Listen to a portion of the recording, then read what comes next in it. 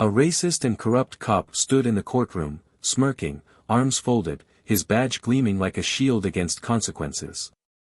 Across the room, an elderly black man sat silently at the defendant's table, his back straight but his heart pounding with something deeper than fear. It was the weight of humiliation. The air felt heavy, as if the very walls of the courthouse were watching but refusing to speak up. The old man's eyes weren't filled with tears. Not yet. They held something else. A quiet storm. And when he finally opened his mouth, his voice didn't tremble. It echoed. "My daughter is the judge of this courtroom." The words fell like thunder, but they were met not with respect, only laughter. A deep, guttural chuckle burst out of the cop's mouth like a cruel joke. He leaned back, laughed again, then turned to the courtroom like he was performing stand-up comedy. "You. Man, come on. You're just a broke old janitor. What, your daughter judging what? A pie contest?" The courtroom laughed with him. Not everyone. But enough to make the man shrink, just a little. Enough to remind him that in this space, wearing a suit and tie didn't mean you were seen as equal. The judge hadn't arrived yet. The courtroom was in recess, but the damage was being done in real time. The bailiff chuckled. The clerk smirked. Even a few spectators exchanged amused glances. All while this man who had been dragged from dignity to degradation, sat there accused of a crime he hadn't committed, accused of robbing a store he had worked at for over 15 years. 15 years. Opening. Closing. Managing keys. Training staff. Showing up on weekends when no one else would. He knew the register codes, the storage layout, the birthday of the owner's grandchild. Yet none of that mattered. All it took was one accusation, one officer deciding his presence didn't feel right, one arrest without investigation. And now here he was, in a courtroom where even the air seemed to side with the man in uniform. The cop walked past him slowly, leaning in, letting his words drip with venom. "Next time you lie, old man, try something more believable. You ain't raised no judge. You raised a criminal. That's why you here." The man said nothing. He didn't flinch. He didn't blink. He reached into his pocket, pulled out his phone, and with a hand that didn't shake, dialed one number. No words. Just a short breath, and then he spoke into the receiver. "Baby, he's doing it again." That was it. Just that. No rage. No yelling. No defense. Just truth.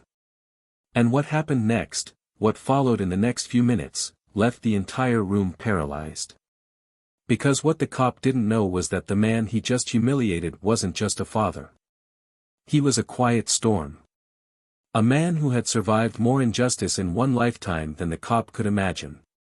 A man who had built his life not just on survival, but on legacy.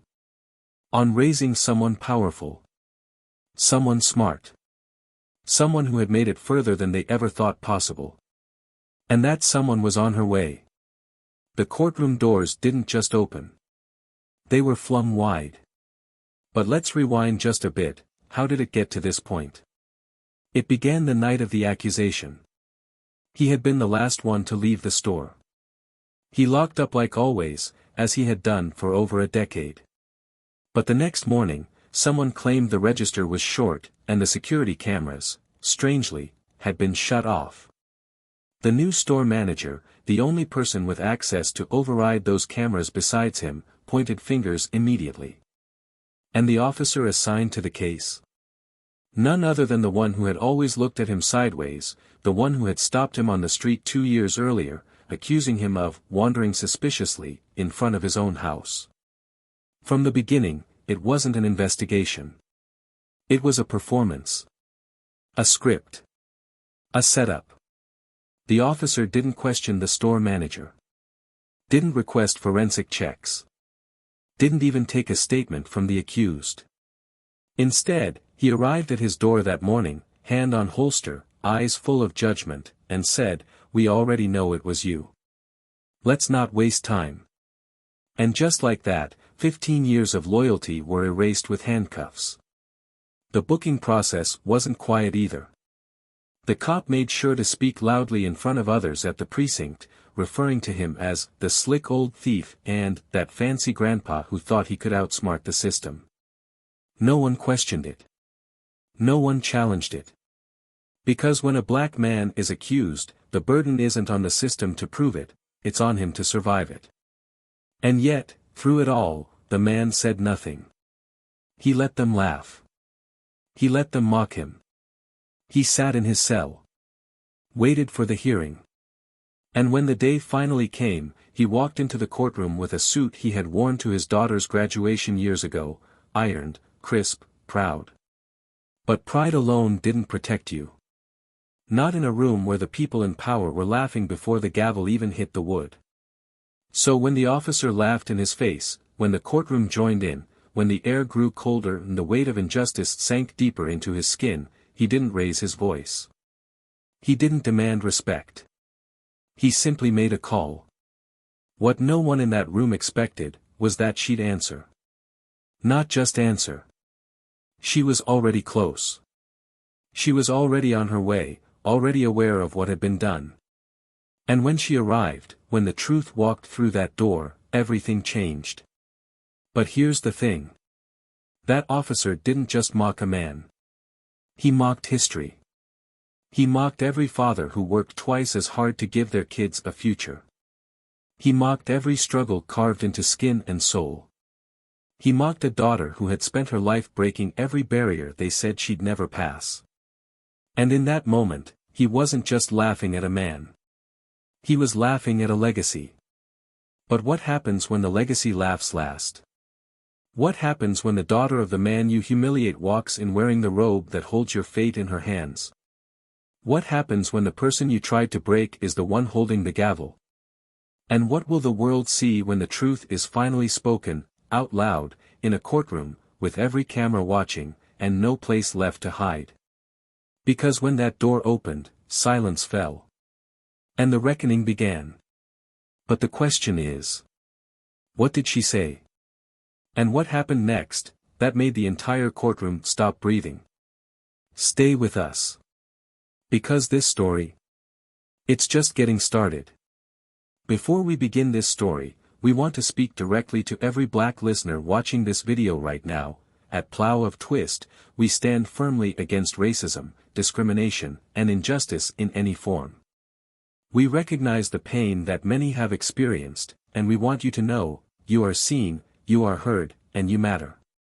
This channel exists to tell stories that reflect real emotions, fight for justice, and bring light to truths often ignored. If you've ever been overlooked, disrespected, or silenced, this story is for you. Wishing you a powerful, emotional journey ahead, and if you haven't already, make sure to subscribe to Plow of Twist and turn on notifications so you never miss a story like this. Now, enjoy the story.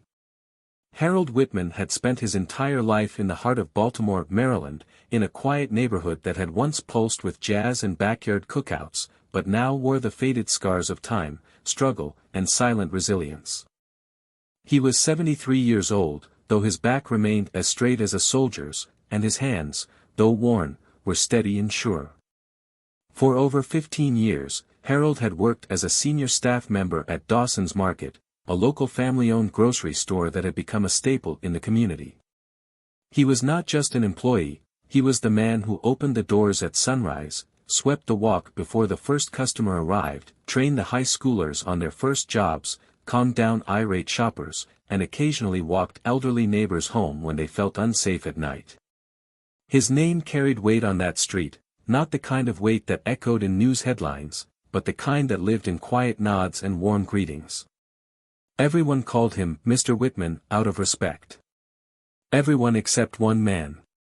Officer Brent Holloway was the kind of cop who smiled with his lips but not his eyes. White, mid-30s, clean-shaven, and built like someone who never missed leg day, he moved through the city like he owned it.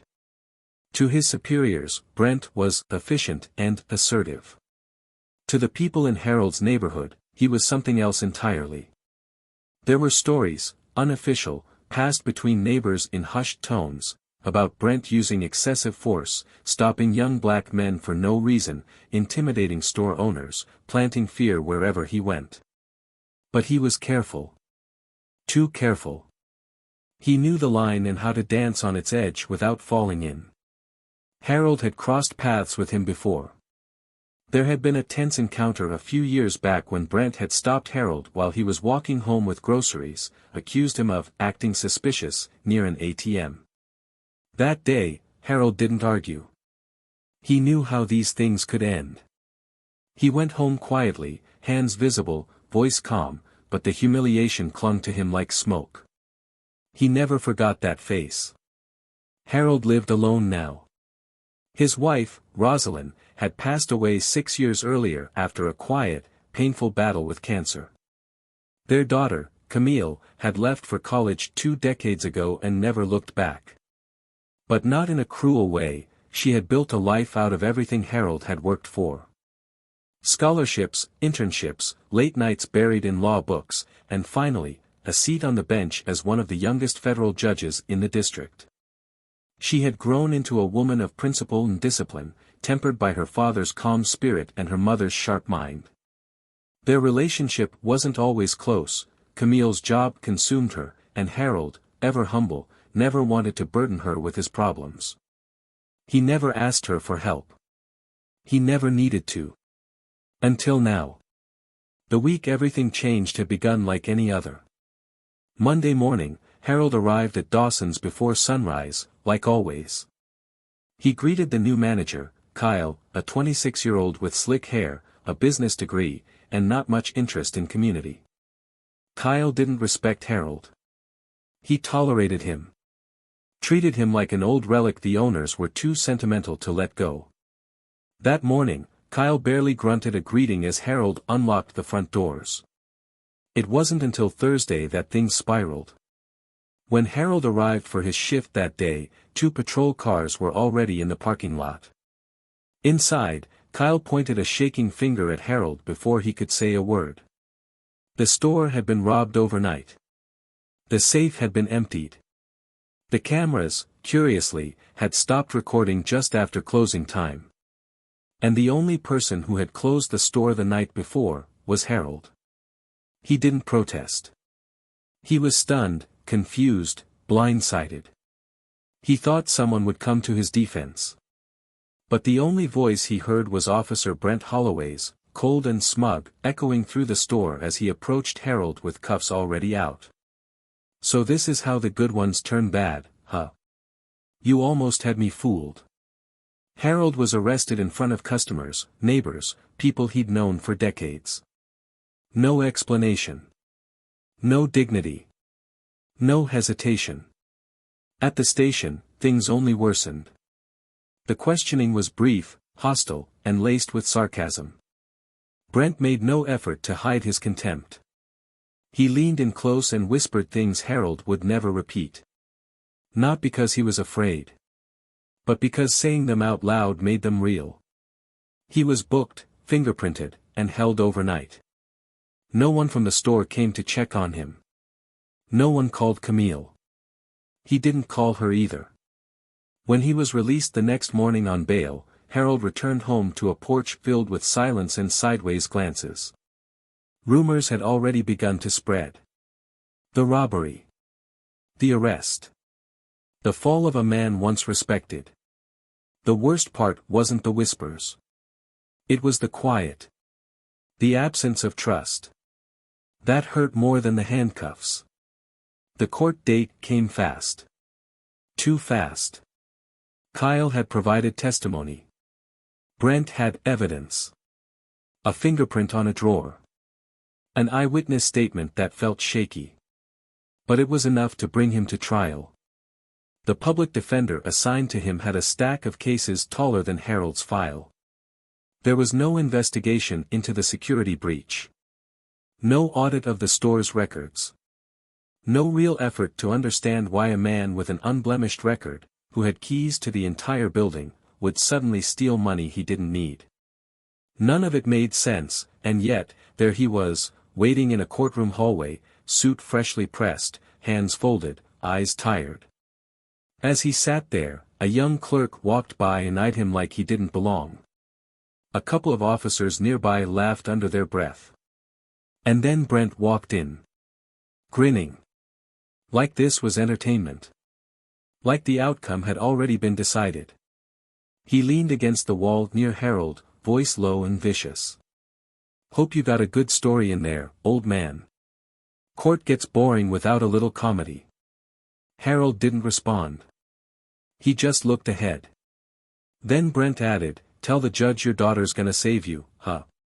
What's she gonna do, write a letter from daycare?" Harold finally turned. Locked eyes. And said the words that would ripple across every corner of that room. "My daughter is the judge of this courtroom." Brent paused for a moment. Blinked. Then the laughter exploded. Loud, cruel, theatrical. He slapped his hand on the wall, almost doubled over, shaking his head. You raised a judge. Man, please. You can't even keep a job mopping floors without stealing." Others laughed too. A couple of lawyers. A clerk. Even the bailiff cracked a smile. Harold sat still. Stoic. But something in his chest twisted. Not from embarrassment. But from anger. Not the kind that raged, but the kind that simmered and waited. He reached into his pocket. Took out his phone. Scrolled to one number. The only one he ever saved under "my heart." Pressed call. He waited until he heard her voice. Then he said, "Baby, he's doing it again." And that was the moment everything began to shift. Not in noise. Not in chaos. But in silence. Because Harold hadn't raised a criminal. He had raised a reckoning. He had built, with his own two hands, a foundation strong enough to carry justice on its back. And now, justice was on its way, faster than anyone in that courtroom could have imagined. But for now, the room remained unaware. Brent still chuckled. The whispers still flew. Harold sat quietly. Calmly. But the ground beneath them had already begun to tremble. And what none of them knew, what no one could have predicted, was that before the next hour ended, this courtroom, this cop, and this entire narrative would collapse on itself. Because sometimes, justice walks in quietly. But when it speaks, the whole world listens. The courtroom held a quiet tension as Harold sat alone at the defendant's table, hands folded, eyes heavy with years rather than fear. Every movement in that room felt rehearsed except his. The bailiff adjusted his belt with exaggerated authority.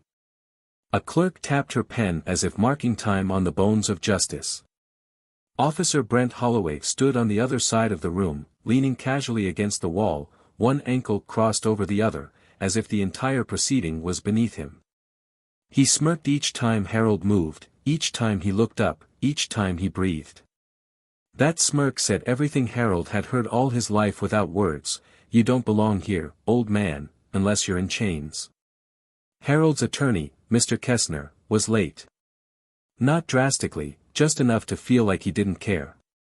He had met Harold only once before today, spoke in clipped sentences, and referred to the case as "open and shut."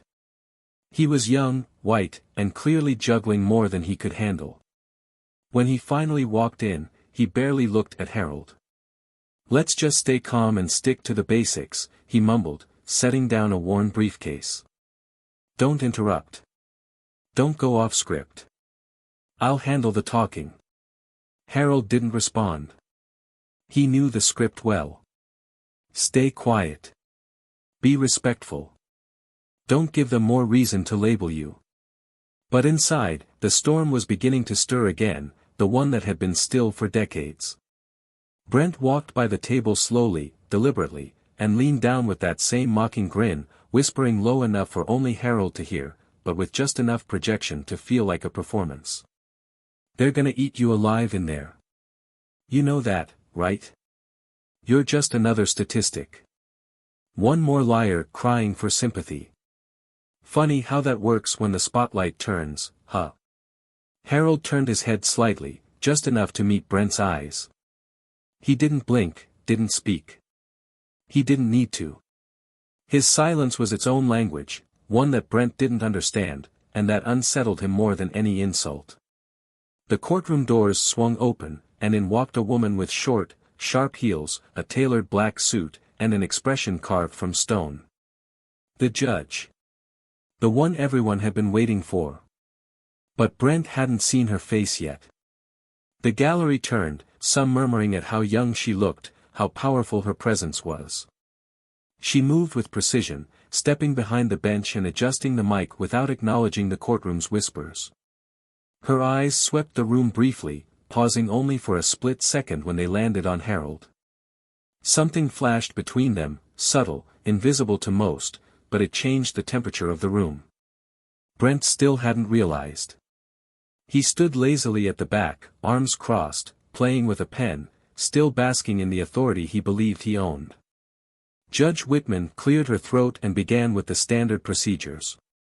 Her voice was firm, professional, but there was a cadence to it, a rhythm born of command and clarity, of battles won behind closed doors. She called the session to order, listed the charges, and acknowledged the presence of the arresting officer, whose name caused the corner of her mouth to twitch, barely noticeable. When she asked for the defense to begin, Kessner stumbled through his opening remarks, citing Harold's decades of honest work, calling him a fixture in the community, using words like respected and reliable, but delivering them without conviction. He lacked depth, lacked passion. Brent chuckled under his breath when Kessner finished. The prosecution followed, a young ADA with ambition in her eyes and aggression in her tone. She painted Harold as a once trusted employee who took advantage of his position, citing the fingerprint on the drawer, the lack of forced entry, the disabled cameras, all circumstantial, all suspicious. She called Brent to the stand. Brent walked confidently, almost smug, straightening his tie as he sat down. He took the oath with a smirk. His testimony was rehearsed. Every word calculated. He spoke of inconsistencies, of unusual behavior, and casually inserted the phrase, known to wander the premises after hours. He told the jury he had investigated dozens of cases like this and, sadly, this one wasn't surprising. His eyes flicked to Harold like daggers. Judge Whitman listened. Took notes. Expression unreadable. But beneath that calm exterior, something in her grip tightened every time Brent opened his mouth. She watched him speak lies with ease, twist reality with confidence, knowing exactly who she was and what he was doing, and still, she said nothing. Not yet. During the recess, Harold sat quietly.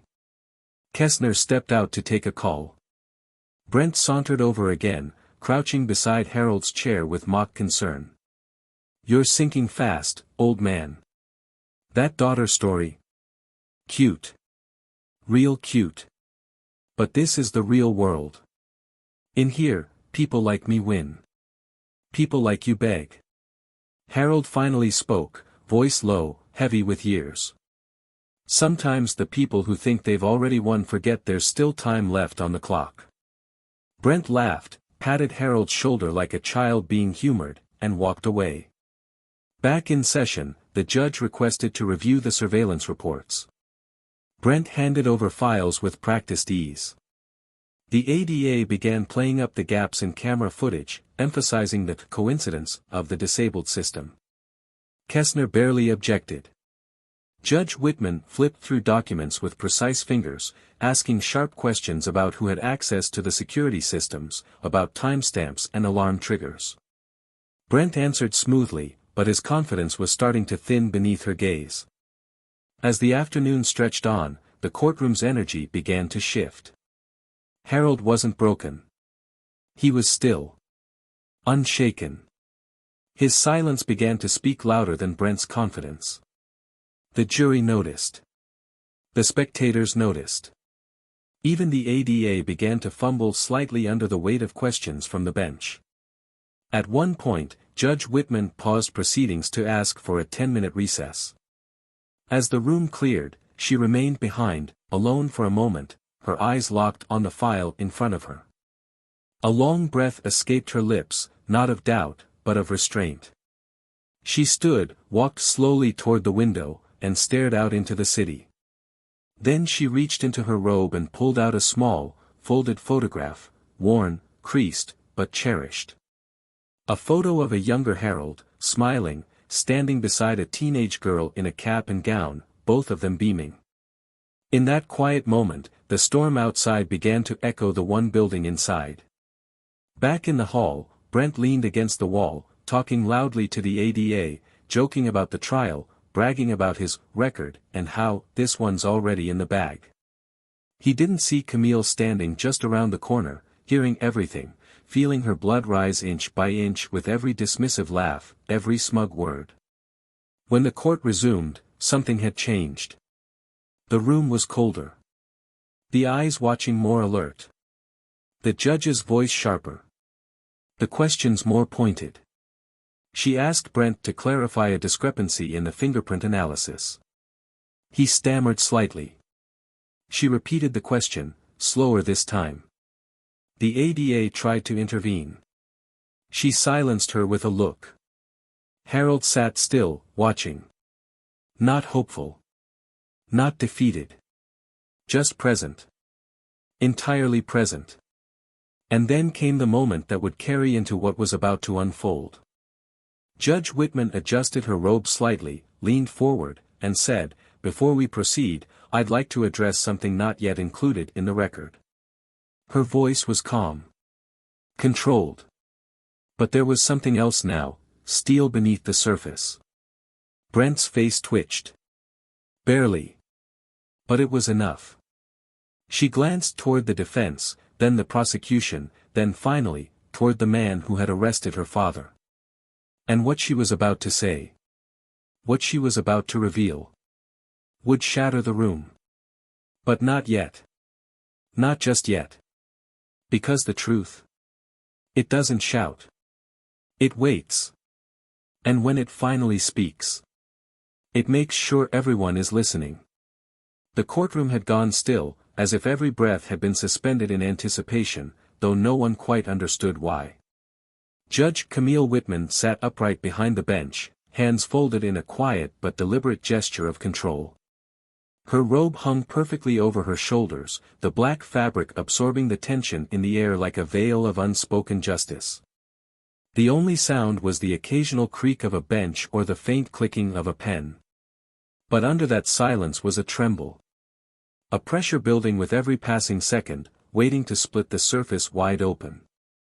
She scanned the room slowly, her gaze brushing past the prosecution, the defense, the bailiff, then settling for a heartbeat longer on Brent Holloway, whose grin had begun to stiffen at the edges.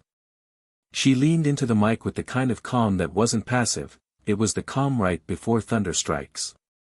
"Mr. Holloway," she began, her voice measured but firm, "I have reviewed your report. There are several points that remain unclear, and I intend to address them now." She gestured to the clerk, who handed her a file thicker than any previously presented. Brent's jaw tightened subtly as she opened it. "Would you care to explain how the fingerprint identified on the drawer belonged to the defendant when, according to these logs, the biometric scanner at the front entrance was last activated by your badge code at 9:48 p.m. the night of the incident?" The room shifted. People leaned forward slightly. Brent adjusted in his seat. "That's standard procedure," he replied, eyes narrowing. "I was responding to a noise complaint in the area. I checked the store perimeter. No signs of forced entry. Didn't mention it earlier because it seemed irrelevant." Camille didn't blink. "And yet, there is no report filed under your name for that check-in. Nor did you include it in your initial deposition." She held up another sheet. "Furthermore, a warrant was never issued for the retrieval of the fingerprint you presented. How exactly was it obtained?" Brent's expression faltered for the first time, like a thread pulled loose at the edge of a neatly sewn lie. "It was on the surface. I followed protocol. Camille set the paper down. And the footage? According to your testimony, the surveillance system was disabled prior to your arrival. Yet the security company's tech logs show a remote login from a device registered under your precinct's IP address, 43 minutes before the alarm was triggered. Her tone hadn't changed. Still calm. Still professional. But something in it had begun to coil. Tighter. Sharper. She turned to the gallery, then back to him. Would you like to revise your statement, Officer Holloway? Brent exhaled, slow and deflective. I'm not sure what this line of questioning has to do with, she cut him off, not with volume, but with a single sentence delivered so quietly it echoed louder than any gavel ever could. I'm the daughter of the man you arrested. Gasps cut through the air like glass shattering on concrete. The gallery erupted in murmurs. Even Kessner turned in stunned silence, his mouth slightly ajar. Brent froze. His lips parted, searching for a response, but nothing came out. He blinked hard, looking around like the walls had suddenly closed in. Camille didn't wait. She rose from the bench with controlled precision, lifting the photograph from her folder and placing it in clear view for the jury to see. It was a younger version of her, graduation cap on her head, standing proudly beside Harold, arms wrapped around each other, eyes lit with pride. For those of you wondering if this personal connection clouds my judgment, she said, her voice now heavier, each word striking deeper, I remind you that the truth is not compromised by blood. If anything, it demands even greater responsibility. She looked at the jury. This man is not here because of evidence. He's here because of bias. He's here because a man with power saw a black body and decided guilt was already written into its skin. Brent stood suddenly. Your Honor, this is a conflict of interest. Camille raised a hand. Sit down. The authority in her voice was like a blade. Brent hesitated, then slowly lowered himself back into the chair, swallowing hard. You framed an innocent man, she continued, eyes locked onto him now with a fire so precise it burned without raising its voice. You disabled the cameras. You accessed the security system. You planted the print.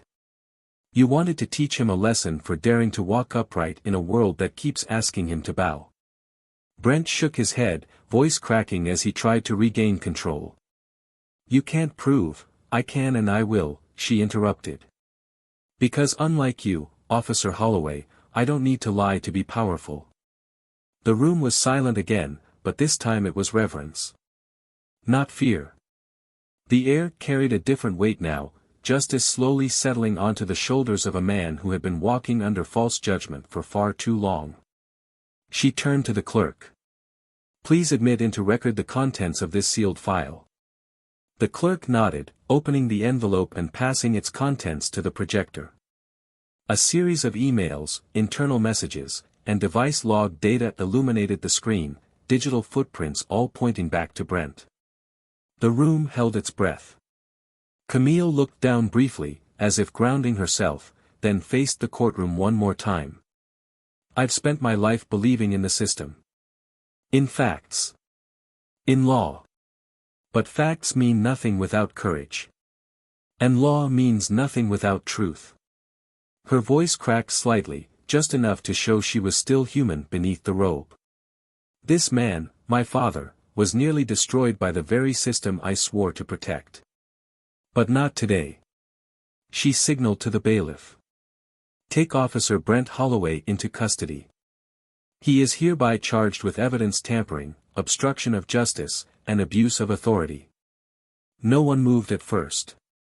The shock held them like chains. Then the bailiff stepped forward.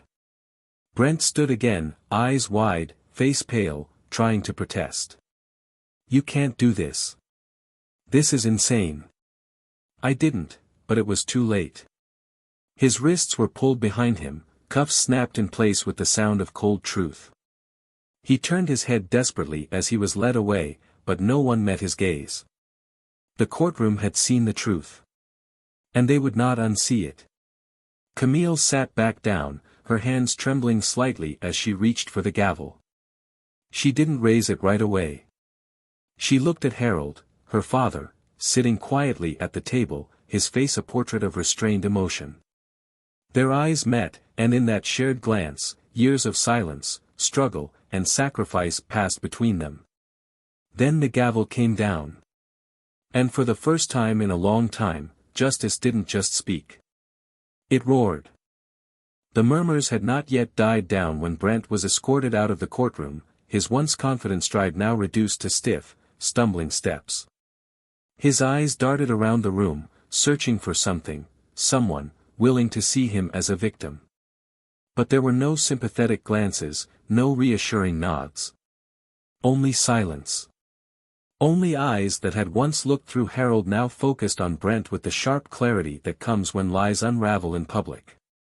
The silver cuffs clinked against his belt as the door shut behind him, and in that single sound, years of Harold's quiet endurance finally exhaled into something that felt like justice. But the story was far from over. The courtroom wasn't just watching a takedown, they were witnessing a transformation. Judge Whitman didn't move for a moment. Her fingers gripped the edge of the bench, knuckles pale against the dark wood. The weight of her authority had never felt heavier than it did now, not when sentencing strangers, not when writing rulings, not when earning her robe. But now, sitting above the very man who raised her, watching him breathe through the storm she'd just cleared, her breath caught in her throat.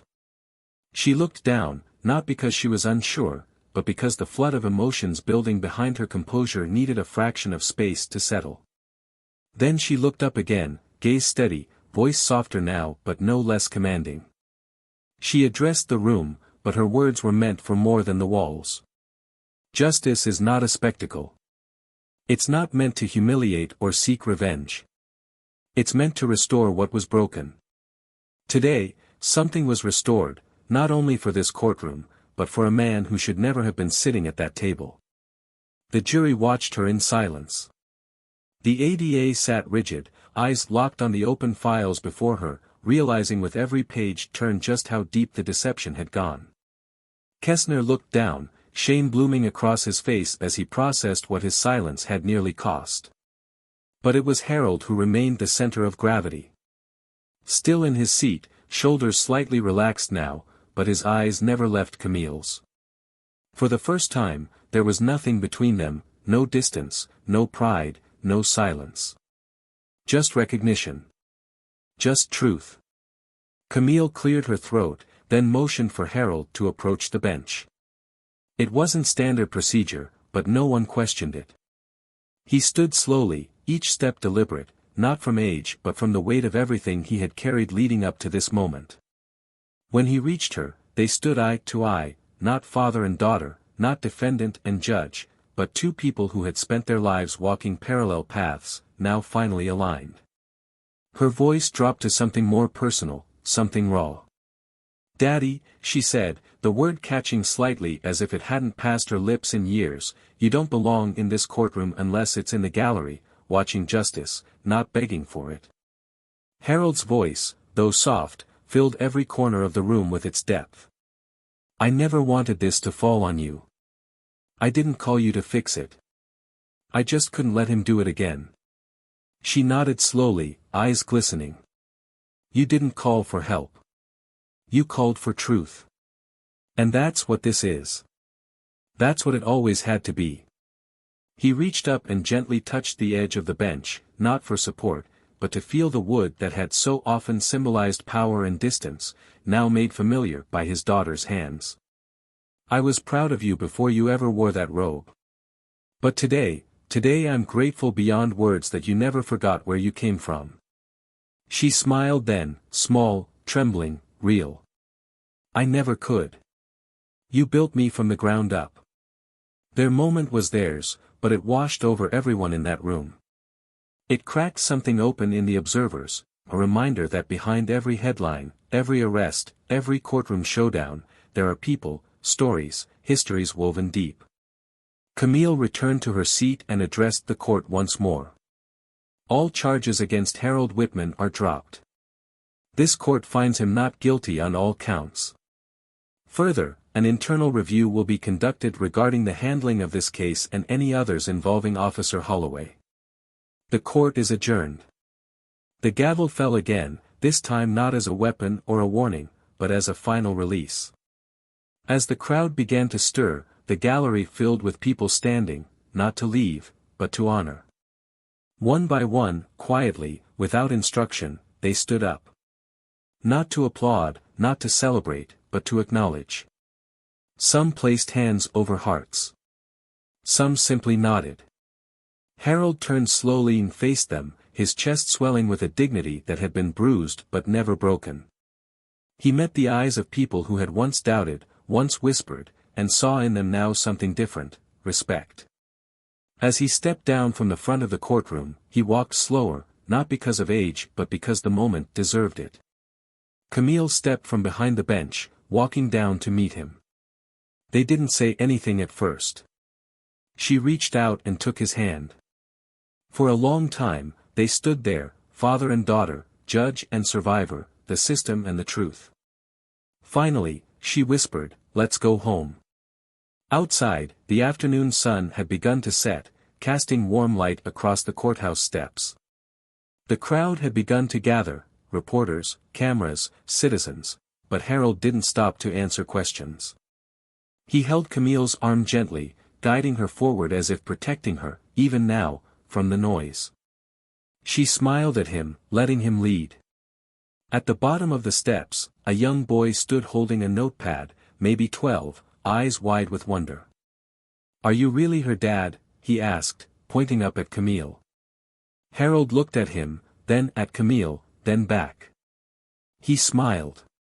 "Yeah," he said, voice calm, pride humming through every syllable. "I'm her dad."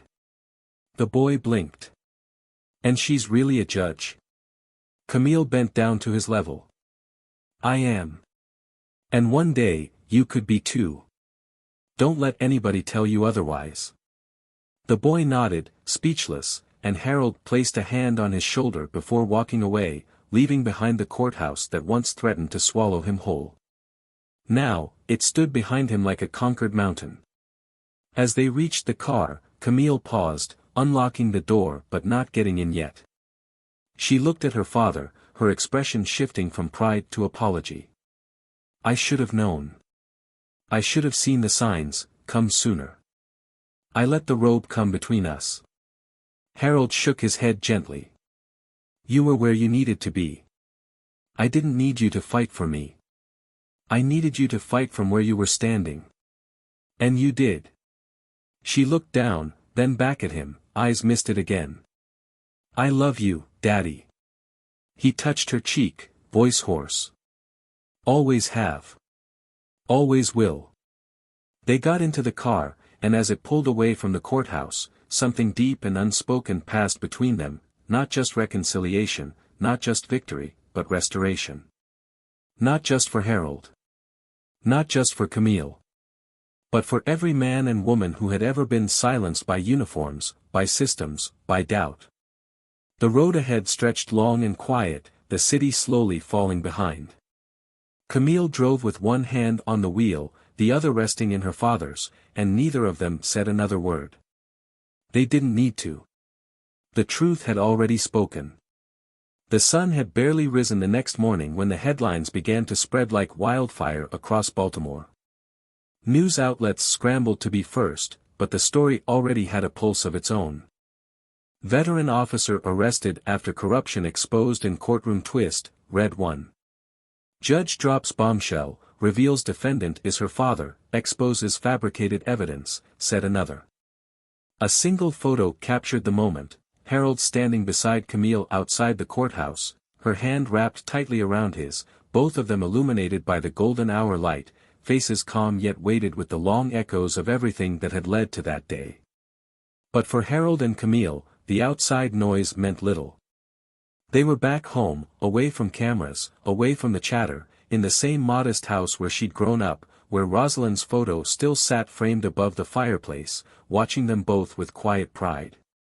The truth had finally risen, but now came the part that no one could broadcast, the reckoning, the silence that followed justice, and the difficult questions that waited in its wake. Camille sat at the kitchen table, her suit jacket off, sleeves rolled, tea untouched. She had barely slept. The adrenaline had subsided, leaving behind a mental fatigue far heavier than anything she'd felt after years of trials. Her phone buzzed relentlessly from the living room, but she ignored it. Reporters, colleagues, federal overseers, everyone wanted a statement, a reaction, a narrative. But the story wasn't done, not really. Brent was in custody, yes, but the ripple effects of his actions were only beginning to reveal themselves. Internal Affairs had launched a full investigation. Several of Brent's past cases were reopened. The district attorney's office was under pressure to audit every trial in which Brent had played a key role. What had started as one man's bold stand against injustice had cracked open a wider wound in the city's justice system.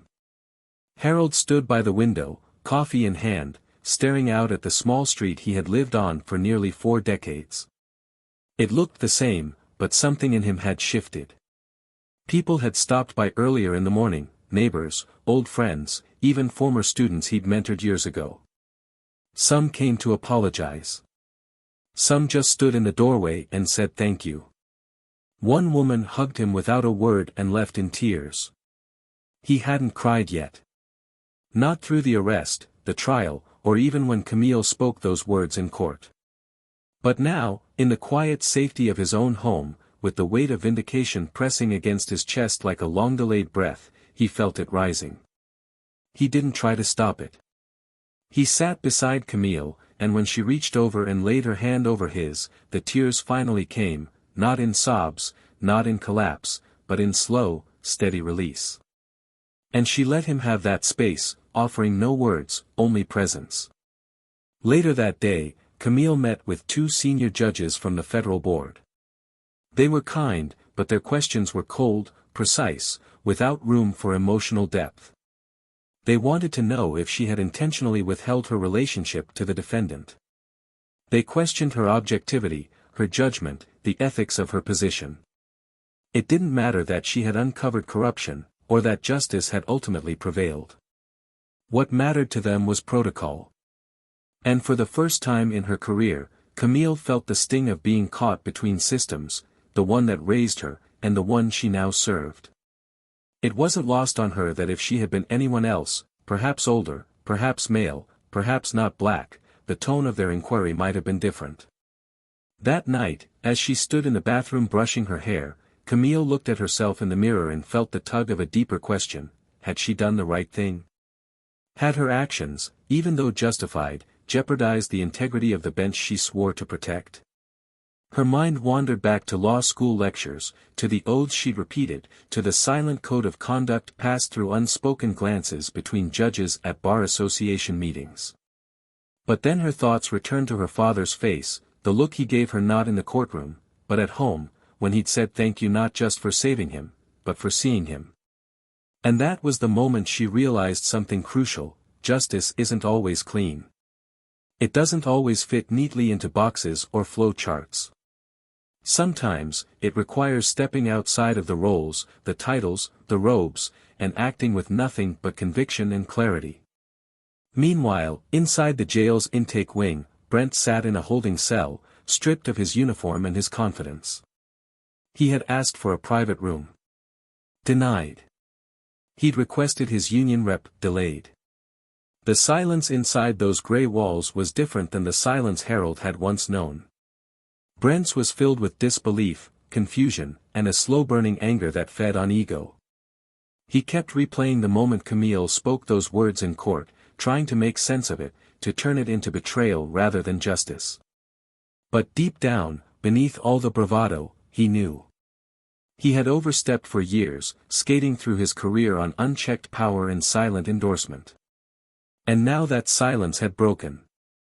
He'd been exposed, not by evidence alone, but by legacy, by a man he thought he could humiliate and a woman who rose from that man's strength.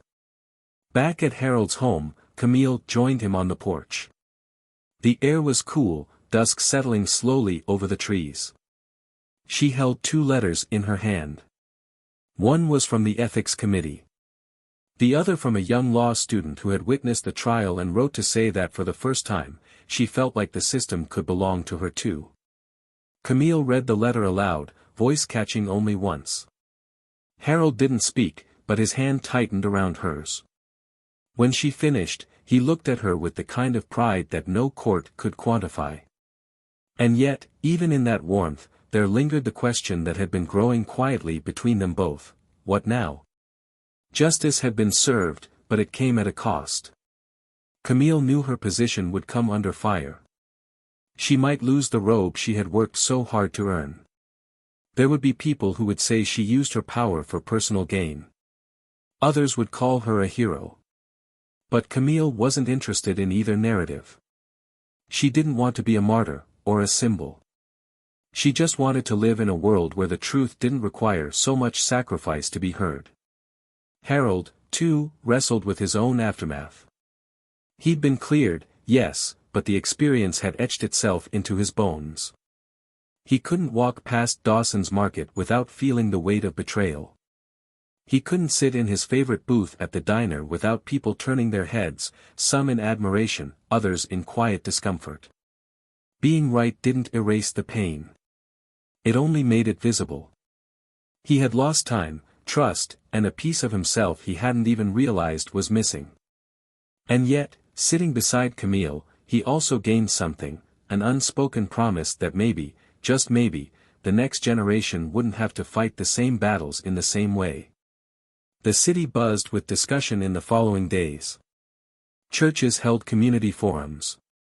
Activist groups used the trial as a rallying cry. People on talk shows debated whether Camille should be removed from the bench. But no one could deny that something had shifted. Not just in policy, but in perception. For once, a courtroom wasn't just a place of punishment. It had become a place of reckoning. And that reckoning had come not from anger, but from truth. Camille was offered a leave of absence while the ethics committee reviewed the situation. He took it. Not as a retreat, but as a space to reflect. During that time, she stayed close to Harold. They walked together in the mornings, spoke over coffee, shared silence without apology. She asked questions about her mother she hadn't dared to ask before. Harold told stories about Camille's childhood she had forgotten. The distance between them closed, not because of trauma, but because they chose to fill it with something deeper. And yet, one morning, as they walked past the community center, a flyer caught Camille's eye. It was for a youth mentorship program in need of legal advisors. She paused, staring at it, and for the first time in weeks, something inside her stirred that wasn't just exhaustion or obligation. It was purpose. Harold saw it too. He didn't say anything. He just smiled and kept walking, knowing full well that seeds don't stop growing just because the wind gets strong. There was one last thing that needed to happen, though neither of them had spoken it aloud yet. One last confrontation. Not with Brent. Not with the court. But with the people who had stood by, said nothing, believed the wrong story. And as Camille looked toward the neighborhood where it all began, she knew that the final act of justice wasn't in a sentence, a headline, or even a courtroom. It was in choosing to speak where silence had once reigned. And that time was coming. Soon. 2 weeks had passed since the trial, and yet for Harold and Camille, time had moved in a strange, uneven rhythm, some days heavy and dragging, others so fast they felt breathless. The city kept moving around them, but within the small frame of Harold's home, the days unfolded like slow healing. They shared quiet mornings, long walks, and the occasional visitor who came bearing more than just support, some came to confess. Camille sat on the porch one afternoon, watching the neighborhood kids playing in the street, and beside her was Harold, sipping coffee with both hands cupped around the mug, as if grounding himself in its warmth. He hadn't returned to Dawson's Market, and he didn't intend to. That chapter had closed, not with a grand farewell, but with a quiet realization that some places lose the right to hold your footsteps. Camille noticed the silence in his eyes, the way he didn't speak unless spoken to, how his smiles were smaller now. Not forced, but measured, like every emotion had to pass through a filter of past wounds before being allowed into the present. She turned to him and finally said what she had been holding onto since the verdict: "You shouldn't have had to go through that. Not after everything you gave." Harold didn't look at her right away. He stared out at the fading light on the street, the sound of kids laughing in the background carrying a weight all its own. When he did speak, his voice was low but steady. "You think this is the first time I was made to feel like I didn't belong somewhere?" He turned to her, eyes not bitter but deeply tired. "This one made it to court. But I've been in rooms my whole life where my presence was a threat before I said a word. You don't get to 73 without learning to live in a world that keeps asking you to prove you're harmless." Camille felt the sting of those words, not as judgment, but as truth passed down from someone who had walked the road before her. "It's not fair," she said softly, "not as a lawyer, not as a judge, but as a daughter. It's not right." "No," Harold replied, "it's not. But it's real. And now the question is, what are we gonna do with that truth?" That night, Camille attended a private meeting with several other judges and legal professionals who had been watching the case closely. It wasn't an official hearing, but more of an informal gathering, a space to discuss the future, as one of them put it. She arrived prepared for criticism, ready to defend her actions, her judgment, her integrity. But the tone surprised her. One of the senior judges, a woman in her late 60s with silver streaks in her hair and eyes that had seen the law evolve across decades, looked at Camille for a long time before speaking. "You broke protocol," she said, voice calm, deliberate. "But you reminded this courtroom what justice actually looks like. We've spent years hiding behind rules and robes. Sometimes we forget those things were built to serve people, not to protect power." Another judge, younger, less confident, interjected, "But doesn't this set a dangerous precedent? A judge presiding over her own father's case, it undermines the perception of neutrality, doesn't it?" Camille leaned forward then, hands on the table, voice unwavering. "Perception is not more important than truth. My father was being railroaded. The arresting officer fabricated evidence. The system failed him long before I stepped into that courtroom. I didn't seek to control the narrative. I exposed the truth. And if that's a dangerous precedent, then maybe we've been protecting the wrong things." The room fell into thoughtful silence. No applause. No confrontation. Just a heavy air of reflection. When Camille left the meeting, she didn't feel vindicated or victorious. She felt the weight of leadership. Of being a woman, black, in power, and knowing that every move she made would be scrutinized 10 times harder than her peers. But she also felt unshakable in one truth: she had done the right thing. The next morning, Harold received a letter in the mail with no return address. Inside was a folded note in shaky handwriting that read, "You don't know me, but I watched your story. My son was arrested by that same officer last year. He's still inside. Watching you stand there, it gave me hope. Thank you for not letting them bury you."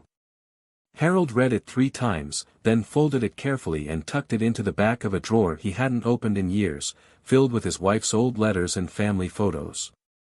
Later that day, he showed it to Camille, and she read it in silence, her expression unreadable.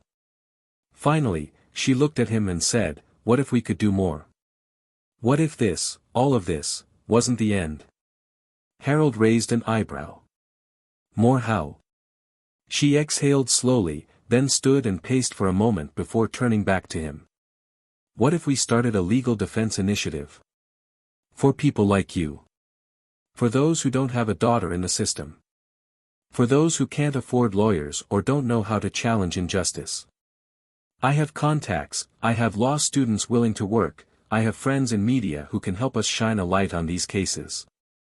He leaned back in his chair, watching her with a quiet sense of awe. "You always dreamed big," he said, a small smile forming. "This isn't a dream," she replied. "It's a responsibility." They spent the next few days outlining a plan.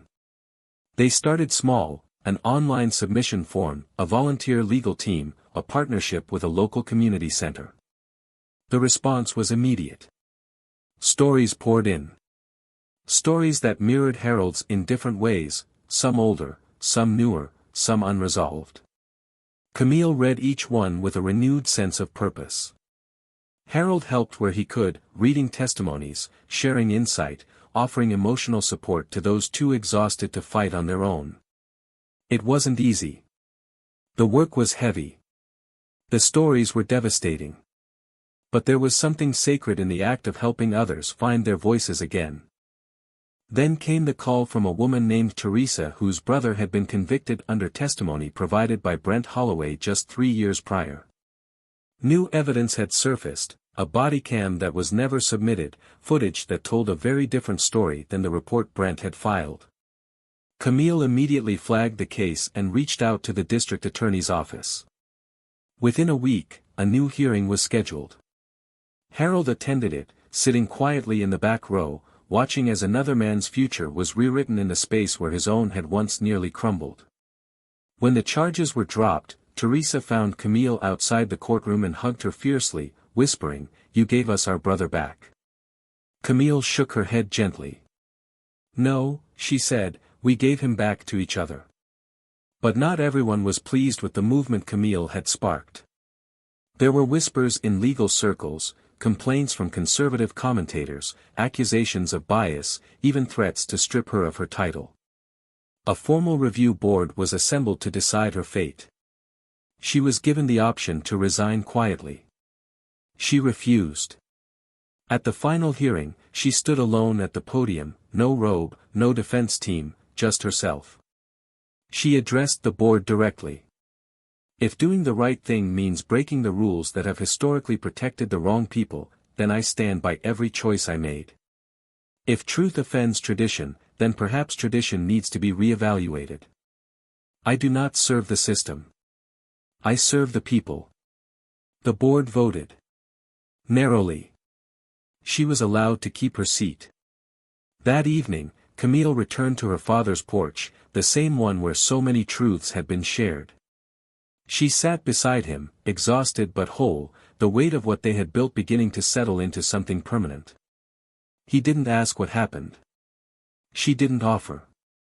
Instead, they watched the stars rise slowly above the city skyline, and Harold spoke quietly. "Your mama would be proud." Camille leaned her head against his shoulder. "I hope so," she whispered. And as the night stretched on, neither of them moved. The world outside kept spinning, noisier, more chaotic than ever, but on that porch, there was peace. Hard-earned, deeply rooted peace. The kind that doesn't come from winning a case or proving a point, but from knowing that even when the odds were impossible, they stood tall. Together. And that, above all else, was the beginning of something greater than either of them had imagined. 6 months later, the house on the corner of Gold Street looked different. Not because the paint had changed or the lawn had been cut sharper, but because something inside it radiated differently now. Harold Whitman no longer carried the same quiet weight in his step. He moved slower, yes, age had its limits, but there was a fullness in him that hadn't been there before. A lightness in his voice, in his smile. Retirement, once seen as a quiet surrender to time, had transformed into a space of legacy. He wasn't just a man who had survived injustice, he had become the seed of something greater. Through Camille's initiative, the community had rallied behind his name. A scholarship had been launched in his honor, offering legal support education to black students with a heart for civil justice. They named it the Harold Whitman Foundation. He tried to reject the name at first, but Camille wouldn't let him. "You carried the weight, Daddy," she told him. "Now let your name carry others." Harold spent most of his mornings at the community center, reading to kids, mentoring teens, sitting on panels for young professionals who had grown up thinking justice was something unreachable. He never lectured, never bragged. He told stories. Stories of endurance, of dignity, of knowing who you are even when the world forgets. People didn't just listen, they leaned in. Because when Harold spoke, he reminded them not of the law, but of what it was supposed to mean. And for the first time in his life, people didn't just look at him, they saw him. Camille, now reinstated fully in her judicial position, didn't go back to business as usual. She restructured her chambers. Every month, she held open sessions where community members could bring legal concerns, even outside of formal cases. She trained her staff to listen differently, not just to hear facts, but to recognize fear, exhaustion, and the subtle signs of a system that had failed too many for too long. She declined a nomination for a higher federal post, choosing instead to stay in Baltimore, where her voice carried weight not just from a bench, but from history. In every sentence she delivered, in every verdict she passed, she carried her father's strength with her. It gave her rulings a weight no law book could teach. Brent Holloway's fall from grace was far from quiet. What began as a local scandal turned national. As the investigations unfolded, more evidence surfaced: body cam tampering, coerced testimonies, planted drugs. He was convicted on multiple counts and sentenced to 8 years in federal prison. During his trial, he sat in the same courtroom where he had once mocked Harold, this time silent, pale, and diminished. Camille did not oversee his case, she recused herself, but she did attend the sentencing, seated in the back row, not for revenge, but to witness closure. When Brent turned and saw her, their eyes met for only a second. There was no gloating in hers, no malice. Only finality. And that, more than any sentence, was what undid him. In the city, the ripple effects of the trial sparked broader reform. Local officers were required to attend community training. An independent oversight board was created. The DA's office saw new leadership, this time with a focus on transparency. None of it happened overnight. It took protest, persistence, and people like Camille and Harold continuing to show up, not as figureheads, but as builders of something new. One afternoon, a young man approached Harold outside the community center.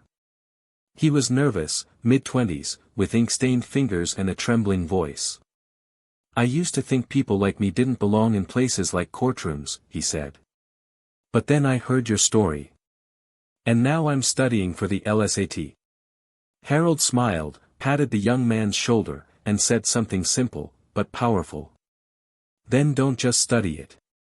Change it." That boy cried in the parking lot that day. And Harold stood beside him, letting him. Because strength isn't always loud. Sometimes, it's the quiet presence that tells someone they're allowed to dream. In Camille's chambers, a framed photo now sat on her desk. Not her diploma. Not the day she took the bench. But a black and white image of Harold, 25 years younger, holding baby Camille in his arms, both of them smiling like they already knew the battles they would fight, and that they would win. And now, as this story comes to a close, we're left with something more than justice. We're left with a truth: systems don't bend toward fairness by themselves. They shift because someone pushes. Someone risks. Someone refuses to stay silent. Harold never asked to be that someone. But when the moment came, he stood tall. And because he did, lives were changed, not just his, not just Camille's, but countless others who may never know his full story, but will walk a freer path because of it. Now I want to turn to you. How many times have you witnessed injustice and looked the other way because it didn't happen to you? How many Harolds have you walked past, thinking their silence meant peace? And what would you do if one day, you were the one who had to choose between speaking the truth and protecting the system? Let this story stay with you, not just as entertainment, but as a mirror. Because one day, you may be the voice that shifts everything. And when that day comes, I hope you speak.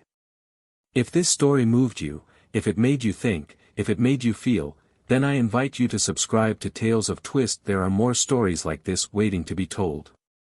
Stories that matter. Stories that challenge. Stories that remind us of who we are, and who we could be. Hit that subscribe button. Leave a comment sharing how this story impacted you. And don't forget to like the video. Thank you for being here.